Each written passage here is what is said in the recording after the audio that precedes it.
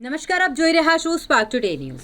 સયાજી હોસ્પિટલના પીઆઈયુ વિભાગની બેદરકારીના કારણે જેલ રોડ પર છેલ્લા 10 દિવસથી હજારો લીટર પાણી વહી રહ્યું છે। સયાજી હોસ્પિટલના પરિસરમાં બની રહેલ બહુમાળી ઇમારતના કોન્ટ્રાક્ટરની બેદરકારી, જેના કારણે સયાજી હોસ્પિટલના અધિકારીઓ આ બેદરકારીને કેમ નજરઅંદાજ કરી રહ્યા છે તે સમજાતું નથી। એસએસજી હોસ્પિટલના પરિસરમાં છેલ્લા 1.5 વર્ષથી એક બહુમાળી ઇમારત બની રહી છે।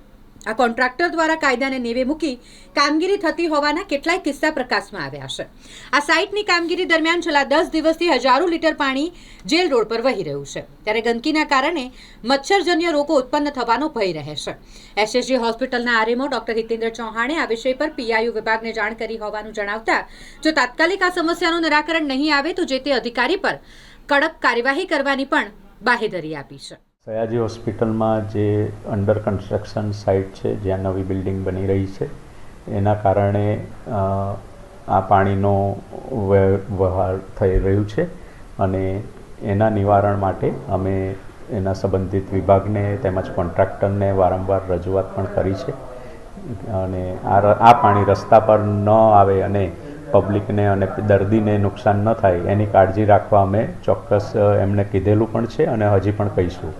સાહેબ, આપના કયા છતાં પણ જે કોન્ટ્રાક્ટર છે કે પીઆઈયુ વિભાગ છે, કોઈ સટીક કામગીરી નથી કરી રહી, તેને લઈને આ જે પાણી છે ત્યાં લોકો પડી રહ્યા છે, અકસ્માત સર્જાઈ રહ્યા છે, તો હવે કોઈ કડક કાર્યવાહી કરવામાં આવશે ખરી?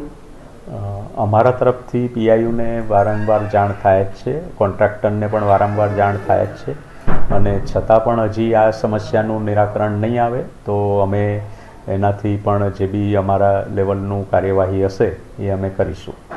સર, કોઈ પાણી જવાની વ્યવસ્થા જ નહીં તો બધી ચોકઅપ થઈ ગઈ, હવે એવું કેવી રીતે એ કરશો? એ મેન્ટેનન્સ વિભાગનો વિષય છે, એ લોકોનું કન્સ્ટ્રક્શન વિભાગનો અને કોન્ટ્રાક્ટરે મળીને આનું નિરાકરણ લાવવાનું છે અને એ લોકો લાવશે જ એવી એ લોકોએ ખાતરી પણ અમને આપેલી છે। સર, કોઈ અકસ્માત મોટો થાય એની રાહ જોઈ રહ્યું છે પીઆઈયુ વિભાગ, કારણ કે સાહેબ અકસ્માતો વધી રહ્યા છે, લોકો પડી રહ્યા છે, આવવા જવામાં જે આપણા વિદ્યાર્થીઓ છે એ લોકોને પણ તકલીફ પડી રહી છે, તો શું અકસ્માત થયા બાદ આ કામગીરી થશે? કારણ કે 10 દિવસથી સતત આ સમસ્યા છે। એ જે તે વિભાગ દ્વારા આની કામગીરી ચાલુ જ છે અને આ કામગીરી વધુ ઝડપી બને એ માટે અમે તાકીદ કરીશું।